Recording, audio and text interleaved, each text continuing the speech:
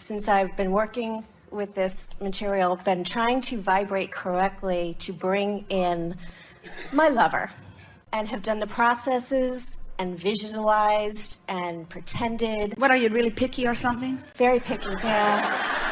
Oh, you're good. Yes, yeah. Well, the reason we ask that is because when the universe yields to you the best thing that it can yield to you given your vibration, and then you say, no, universe, this isn't right, you are defying the thing that we just said you have to do. Remember, we said you have to make peace with where you are. And we wanted to begin with you because we think that this is the easiest way to hear this of maybe all of the topics that we could talk about.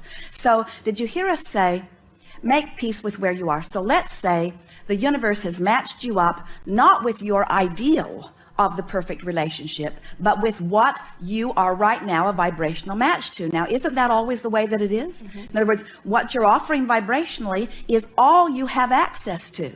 So if the universe keeps yielding to you something different than what you want, what does that mean? Does it mean the universe is making a mistake? No, it means your vibration doesn't match your ideal.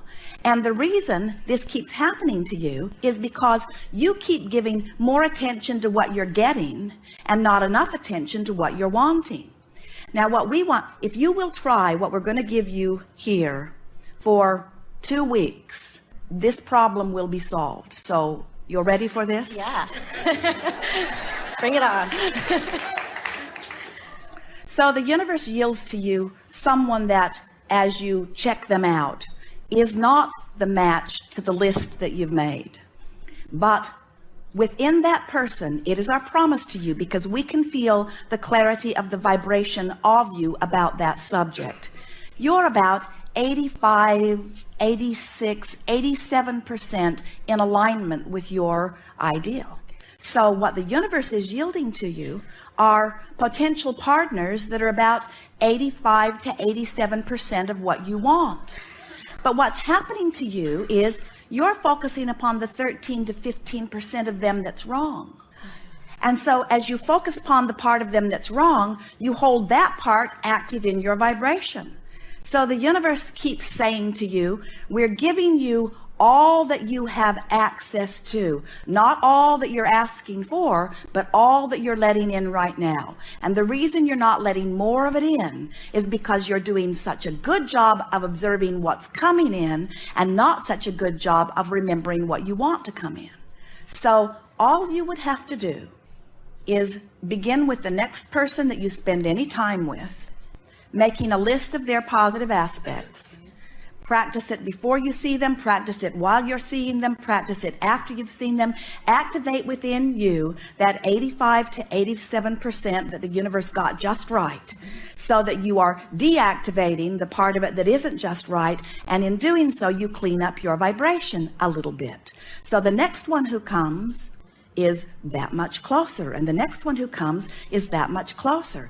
And to each of them, you don't leave them wounded as you cast them aside. Instead, each of them, because you've done such a wonderful job of activating the very best that you see in them, you leave them in a vibrational place that they're going to turn around and be attracted right into an environment or a relationship with somebody else that's right there ready for who they are, you see. Now, we want to give you one more really important thing about this. We can feel that you're getting this. This is the next important thing. And we talked about this just a little bit briefly just now.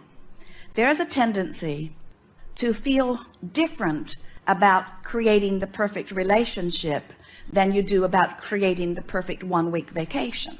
Yeah. Because creating the perfect 1-week vacation, no matter how you got it, it'll be over in a week. But with relationships, you tend to say, I have to create this perfect relationship, and it not only has to match everything that I now want, but since it's one of those death do us part things, big mistake, then I've got to figure out from where I am now, with only as much as experience as I've lived so far, I've got to figure out everything that I will ever want and everything that I will ever be forevermore. And we say, give it up. We think the perfect marriage vows would go something like, I like you pretty good, let's see how it goes. So take the pressure off yourself by acknowledging that you are an evolving being. And of course you want to factor into your intentions, I want a partner who's evolving too, and a partner who has the potential, a partner who at the core is much in vibrational resonance with me, a partner who has discovered the connection with source and all of that. In other words, there are all kinds of things that you can intend. But please make a decision that you're just going to be flexible and take that pressure off that says this has got to be forevermore. Just have a relationship 1 week vacation at a time. And before you know it, you will have attracted into your experience someone that you want to check the box, I want to stay on board for another week. And then you just keep renewing those vows. Want to go around again? Yeah. Why not? Which answers the next part of the question is, why have I never been able to keep anybody past 3 months?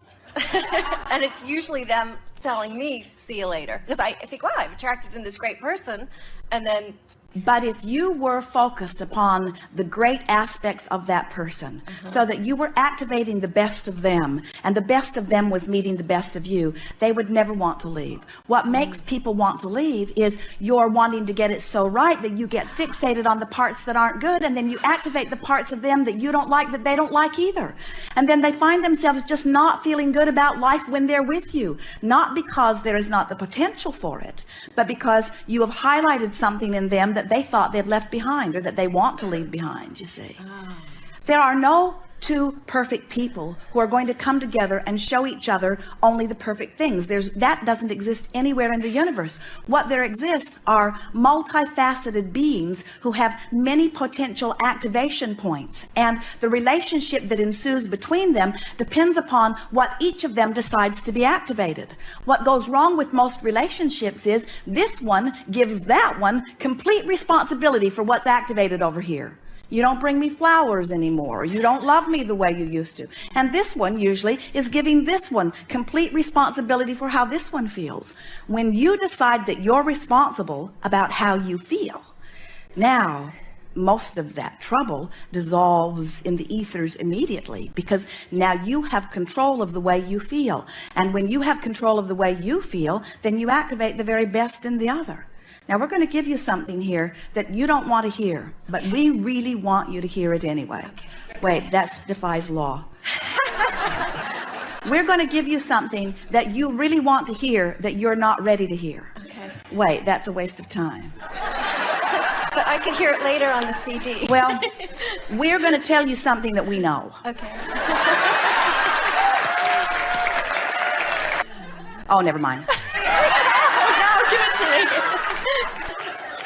There are thousands of potential partners for you who would be equal in the satisfaction value. You're not looking for the one and only. And where the perfect partner lies is in your vibrational range between where you are and where you want to be on the subject. In other words, you've got to create the perfect partner in you, and the universe will match it. So what we're really saying is, pick somebody and make peace with it and line up with it and live happily ever after. And don't look back and second guess it. Don't say, well, I've noticed something that I don't like. Instead say, I've noticed all these things that I do like. And as I fixate on them, the best of me comes out. And when the best of me comes out, the best of you comes out. And when the best of us are here, we're having a really good time. And who cares who else could have been in the party? Who cares? It's sort of like somebody going to a fabulous restaurant and having a delicious meal and then wishing they were at some other restaurant having some other delicious meal. And we say, if you're having a delicious meal, what difference does it make how many other delicious meals are there if you're having a delicious meal?